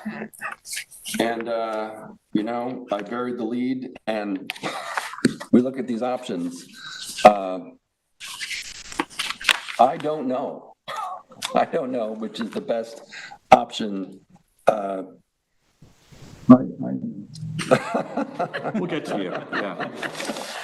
I would like to have seen, yeah, as Eric pointed out, the recreation area in your plan. And certainly that when you come back, I really think we should see that on, I'm not sure if you're going to come back with 3 options, or maybe there's a 4th option to consider, but I turn it back to you, Ed. All right, thanks, Michael. Thanks very much. So do you want to hear from everybody on this one, since we're meant to come to some consensus? Jen, we'll start with you. Amazing. Thank you. Thanks everybody thanks Eric, and thanks Brian. And thank you, Michael, also. I also kind of came in with a bit of a different conclusion than the non-conclusion I now have, unfortunately. My initial thinking was that keeping all of the units in the center of the property seemed to make the most sense. Although I was concerned about, displacing people who are currently living there, and thinking that that's probably not a good option because, it's terrible to move. And when you're older, it's probably even more. I mean, I'm old enough and it's hard for me. So, my thought was it was kind of twofold. While I liked the units in the middle of the property, I didn't like the idea of displacing someone.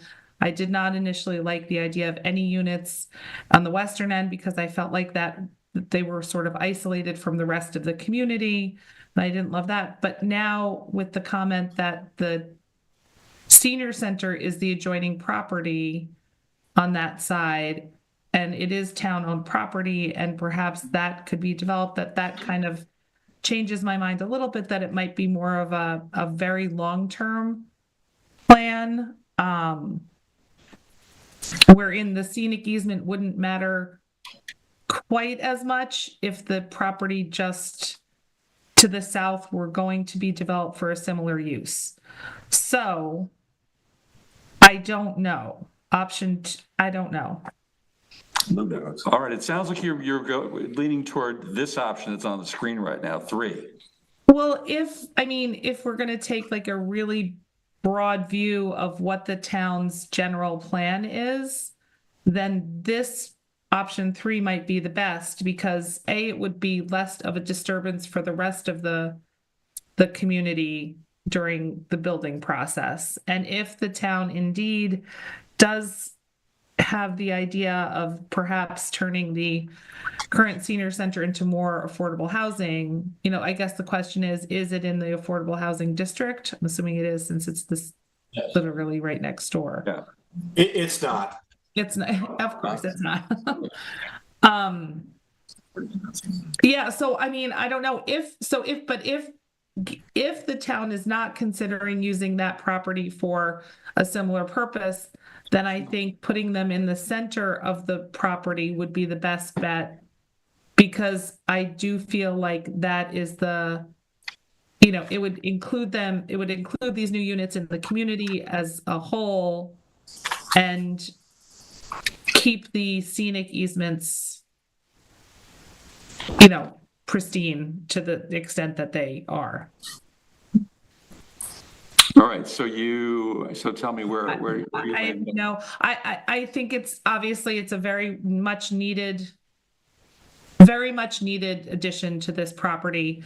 And I guess given the information that we have now, my vote would be for option 2, which keeps all of the units kind of in the same area. And I would also like to see the recreation plan as we move forward. But right. given the information we have now, option 2. All right, thanks, Jen. Bruce? Me, all right. Originally, I was thinking option 2 was the better solution. I'm a little concerned where the septic fields are gonna lay out in that option. The buildings are very tight together. I was thinking to respect the scenic easements and the setbacks. However, listening to everybody before, I'm leaning towards option 1.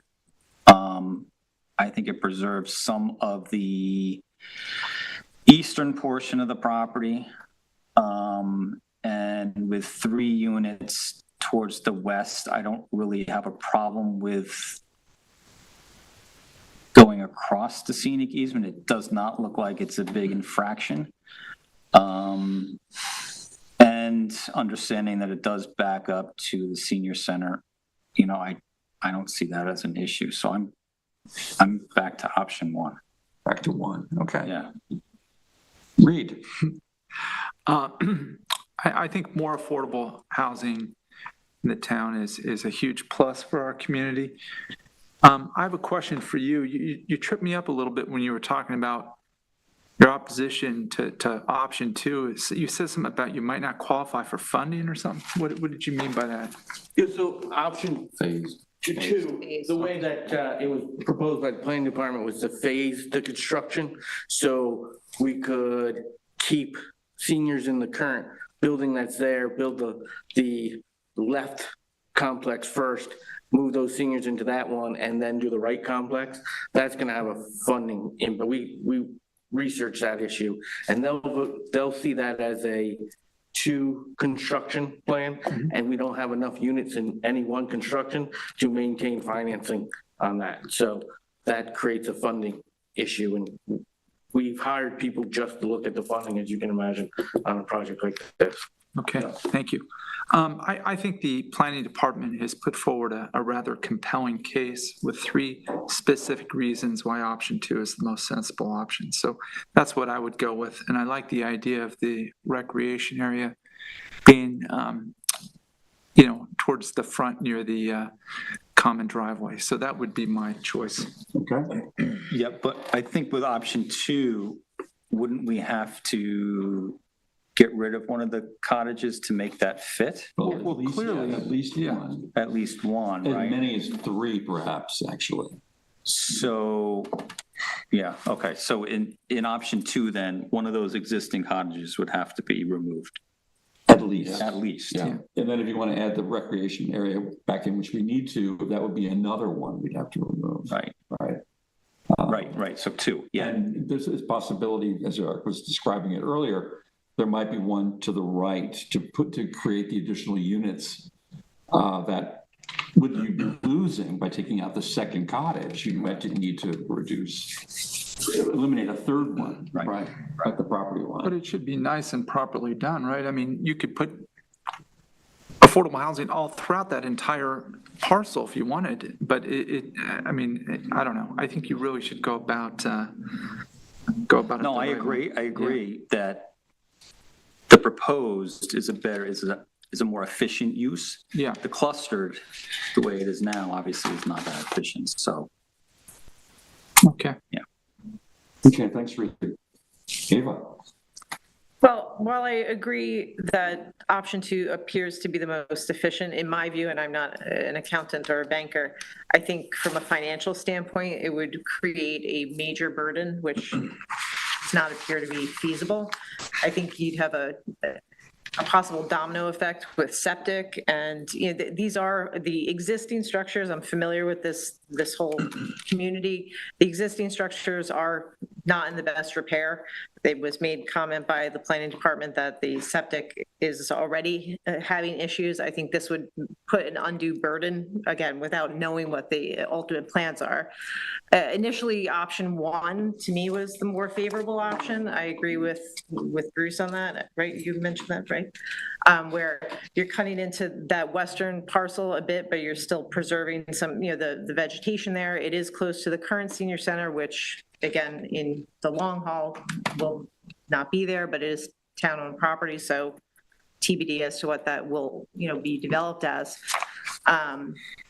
But I'm wondering, Brian, if that option, say, were to go full board, would that be considered phased? Do you even know that, just because it's separate? No, it wouldn't be considered phased because we were constructing all the units all at the same time. Okay. Yeah, we've discussed that. So since we're doing all the units and the expansion of the center, the red building there, it wouldn't be phased because construction would be occurring all at the same time. Yeah, and thank you. And also with option one, again, it's proposed that you would not be eliminating any existing structures. And to me personally, I think that to not disturb the current residents, that would be more preferred, in my view. So that's my comments. Thanks, Ava. So you are? Option one would be my preferred option.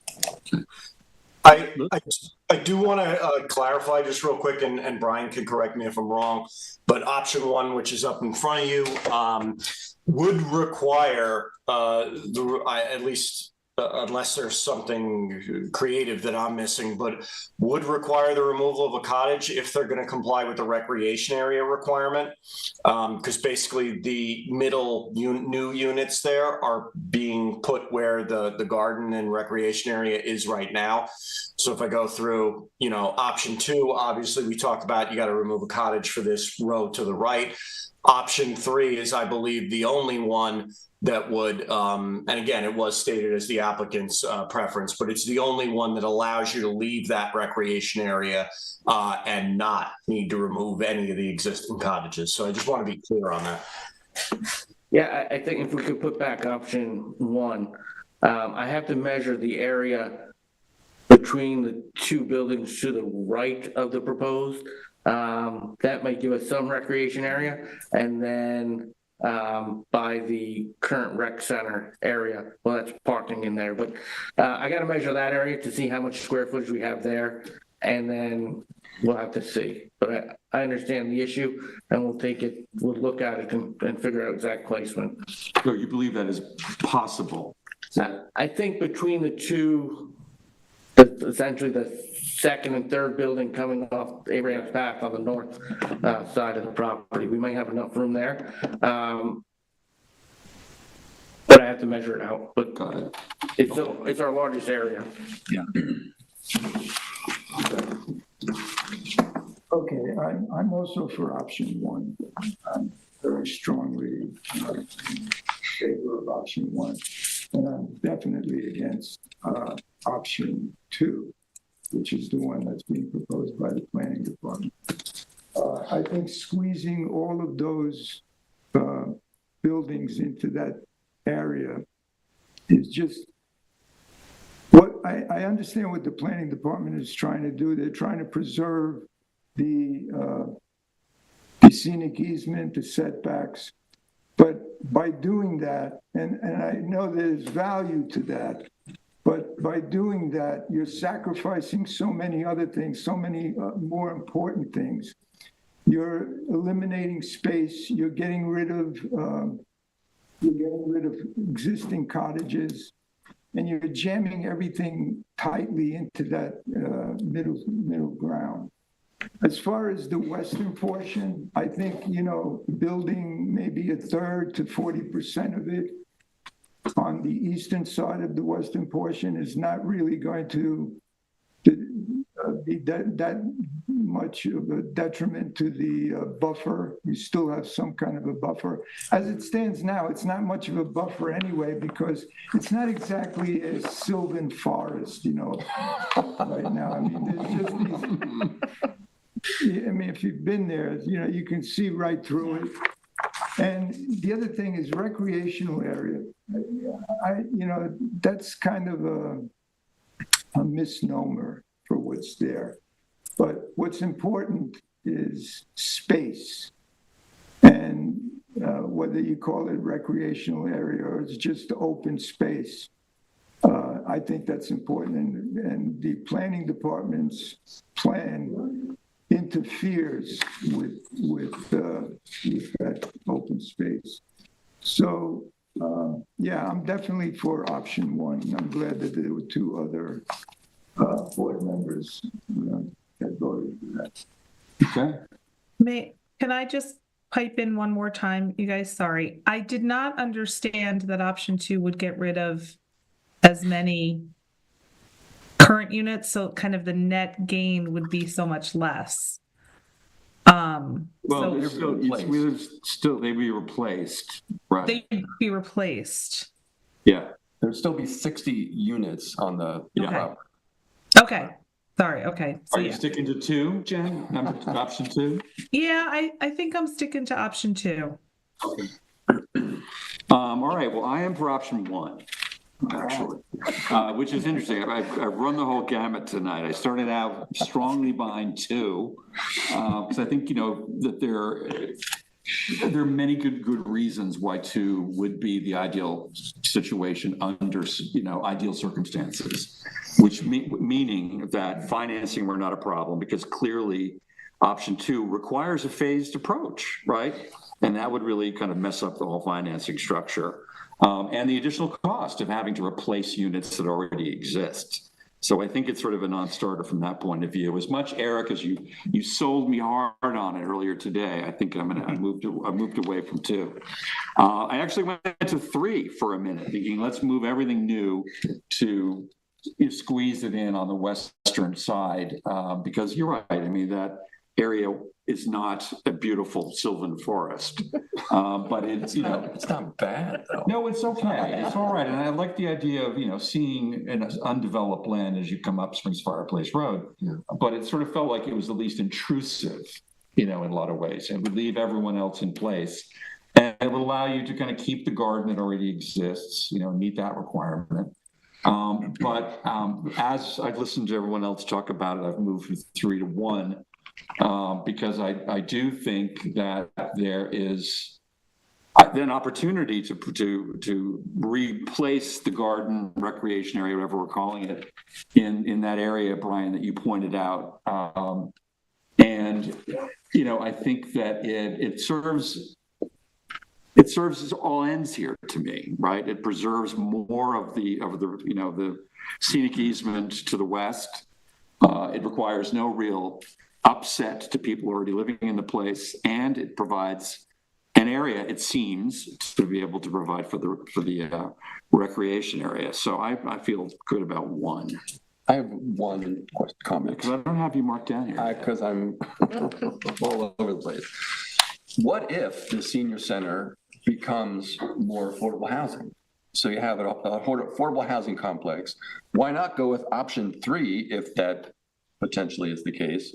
So it's all, it's all together right there. And you won't need to disturb any of the rest of the. Yeah, I mean, the only problem is it's not zoned for it now. We can't anticipate what might happen to that site, right?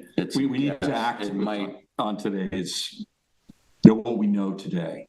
Right, but we're also trying to see into the future. But that's something we can't predict, right? That's what I was thinking too, Michael. Like if there's the potential for that current senior center to be turned into senior housing, that would be right. Then the easements maybe are the less of an issue. I mean, this is all it's all parking lot there anyway. I mean, but again, we really can't base our our advice on anything that could happen. It's total speculation at this point. All right. Well, we haven't come to consensus, but Michael, you haven't really committed, the lead, don't you? Is there a winner? Yeah, one is the lead. Are you going to go with the winner? Or? Money on the winning horse. The tally was 4 for option 1, 2 for option 2, and then Mike, I think. Yeah, exactly. I got it written right here. All right, so you're undecided. Yeah. Okay. All right. I wish we could have had consensus. What are you leaning for? They're all positives to it, I think. And if the argument is let's put like option 2, because there'll be a different architectural style, right? So let's put those all together for option 2. Well, that's you can make the same kind of case for option 3. Have them all have the same architectural style, and I don't know. It just they're all in the same area, same architectural style. But now, if you go for option 1 rather, you have this architectural style jumping over these other units. That is undecided. Right, listen, I think that a gifted architect will make sure that there's some consistency. And what is the future of some of these? And the ARB will have their input into this, so yeah. The issue with 2, again, is the cost of it, right? To have to lose units and having to phase and potentially losing funding. But there's no phasing in option 3. It's all one shot. Yeah, no, it's true. all the. So are you 3? Bambi. Is that where you are? If I had to pick, I would go with 3 if I had come to my head. All right, well, listen, I think this has been useful. I think you kind of understand why this is a difficult decision for us, and that each of these options has their pluses and their minuses, right? I think you kind of get where we're coming from. So we're not going to get any closer to unanimity tonight, I don't think. So we'll ask the questions then. Does the board favor one of the submitted options? We don't. We see how the vote turned out, which is 4 for 1, 2 for 2, and 1 for 3. Let's see. Yeah, so I don't think we need to answer the rest of that question. Yeah, the rest is not applicable. Yeah, right, if it were option 2. Should information pertaining to parking, including but not limited to existing number of parking spaces, required number of spaces, and proposed spaces, as well as the location and dimensions of all parking, be included in the formal submission? Yeah. I think we all agree it should be, and we would expect it to be. Should information pertaining to both existing and proposed sanitary systems be provided as formal submission, and should the applicant contact Suffolk County Department of Health Services as soon as possible to determine what type of treatment may be required? Absolutely. Yes, absolutely, right? Yeah. Should a recreation area of at least 4,500 square feet as required by the special permit standards be included in the formal submission? Yes.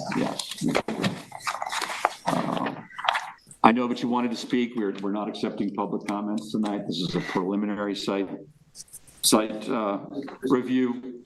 So there'll be plenty of opportunity to comment as the process moves forward. Email too. And email to the planning department. Okay.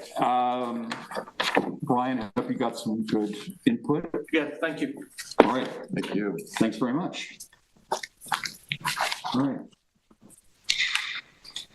Okay, so let's see where are we next. So we do actually have, I'm not sure why this disappeared from the agenda, but we do have the very brief discussion of the Cabana's site plan review, right? No, that's a resolution. Well, there's also, there was also we need to approve it first, right? We need to Yes. approve, yeah. I think we're not there though, because I'm sorry. Yeah, the first part is the application ready for approval. Right. We don't have anyone really to dispute. I think we all remember what the project is. Yes. And I think we all agree that it is ready for approval. Yes. So we're good on that. So we can actually let's just go straight to approval. We have 2 UR map modifications as well. Yeah. But I thought, typically when we do this, we go straight to the approval resolution. Okay, sorry. Here we go. Ready. In the matter of the application of Maram Cabana site plan SCTM number 300-49-6-26 concerning adding 5 cabanas. I've read the application and move for its approval. Second from Bruce. All in favor? Aye. Aye. Jen, are you an aye? I'm an aye. All right, great. All right, good. So back to our regularly scheduled program. We have the two UR filed map modifications. The first is David Cohen, 136 Town Lane and 9 Royal Street.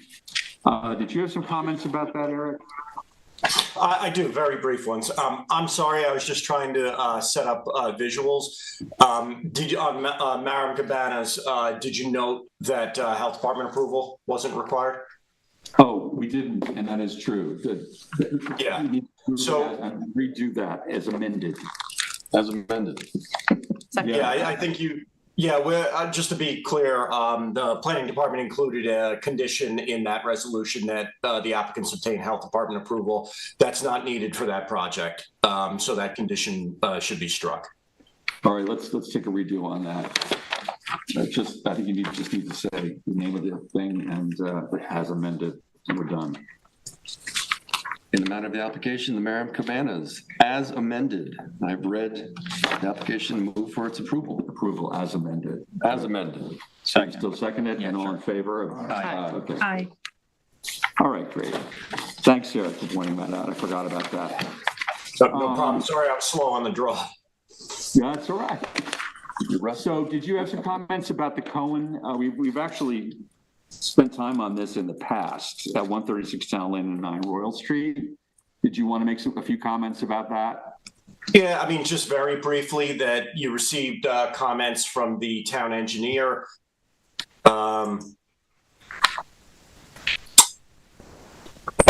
Freezing there. Can you guys still hear me? Sorry. Yes. Yeah. Yeah. Okay. Sorry. But anyway, so with Cohen, this is the UR map modification that's required. There was a lot line modification application as well that this just mirrors what was already approved by the board. And you can see the existing and proposed there. So that was all I wanted to point out, was that you have an engineer's memo saying that there's no issues, and this is really a format getting the UR map modification to match the lot line modification that was already approved. Okay. Right, this seems like a pretty much open and shut case here. Our consulting engineer has approved it, the planning department has approved it. Is there an actual resolution for this, Jody, or what do we need to do? See. Everyone's read the memo. Do we agree with it? Yeah. Yeah. Yeah. Everyone agrees? Yes. Supports it? Okay, great. Okay, and then the other UR modification is the Stephen Allen property at 9 Eau Claire Street. This is a really simple moving of an access point from Fort Palm Boulevard to the side street, to Eau Claire Street. Couldn't be easier. I've read it. It seems perfectly viable, reasonable. Does everyone agree? Yes. All right. Yes. Okay. So we're down to the proposed code change. The extension of the outdoor dining program pilot, which has expired, and a code change is really required to memorialize it. But in the meantime, it needs, while that's being considered, it needs to be extended. Eric, was there anything else you wanted to add to that? Yeah, just briefly, and Tina presented this to the town board recently. This was a program we created during COVID to basically create an administrative permit process where restaurants and takeout food stores could move some of their approved indoor seating to the outdoor portion of a property, provided they got a permit from the planning department. It was adopted to be a pilot program that expired after the first year, and the town board has been renewing it on a yearly basis. We're asking that it be renewed for 3 years at this point. really for a couple of reasons. One being, as you mentioned, to sort of clean up the code. There are some inconsistencies in there. There's actually 2 code sections that govern the program. We want to just make sure that that is, better written. And then also, we want it to be extended now and soon, because if it is no longer available to property owners, restaurant owners, takeout food store owners, then they'll be left sort of hanging as far as the process to move their seating for this summer season, which is approaching rapidly. So, the alternative under the code, which is the only other one than this administrative permit, is to come in for site plan to relocate their seating. So we have this administrative process that's a lot easier, and we'd like to extend it for 3 years so that we can formalize it and make it, something that doesn't need to be, extended on a yearly basis. So, Okay. and I should mention, this is, planning board comments to the town board. Exactly. Just going to say that, this is a town board decision. We're just commenting. So, personally, I feel like this has been a great program. Absolutely. And I totally support it continuing, and I'm totally behind the 3-year extension while code gets modified. Yeah, same. Anyone else? Everyone's in agreement. Agreed. 3 years, not that I'm against it, but why do they need 3 years to extend it? Is it going to take that long to change the code? Hopefully not, but you never know. You're just giving yourself a big buffer then. Yes. Yeah. That's basically. All right, so we're all supportive of that. We can pass those comments on to the town board. Thank you very much. All right, so we have approval of the Hampton 310 LLC barn. I am recused, but this is just, I will not excuse myself since this is just a vote for approval. I'll abstain from the votes. And who has the resolution? Bruce? Yep. All right. In the matter of the application of Hampton 310 LLC barn, site plan, Suffolk County tax map number 300-189-6-2.4. This is a site plan approval to relocate an 1,184 square foot, 1-story barn from 10 Tyson to the subject property. I've read the resolution and move for its approval. Second. All in favor? All in favor? Aye. Aye. Okay.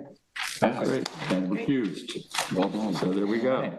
6-1. All right. I think our last bit of business here is to review and approve the minutes from our last meeting. Are there any comments, changes? I saw a couple of things. I don't mean to be the nitpicky one, but you've already done that. All right. Well, You already have the T-shirt. on number one, the second to last sentence, I think that should be hot tub instead of hot tub. And then, and then on number two, I guess the last sentence there, that light spill over property lies should be property lines, I think. And that's all I saw. Okay. I'll make a motion to approve those minutes. As amended. As amended. Yes. Thank you, Reed. Okay. Second? Second. All in favor? Aye. As amended. Okay, Jan, you're an aye on that. Okay, unanimous. What's next? Make a motion to adjourn. Second? Second. All in favor? Aye. Great. Aye. Thanks, everyone.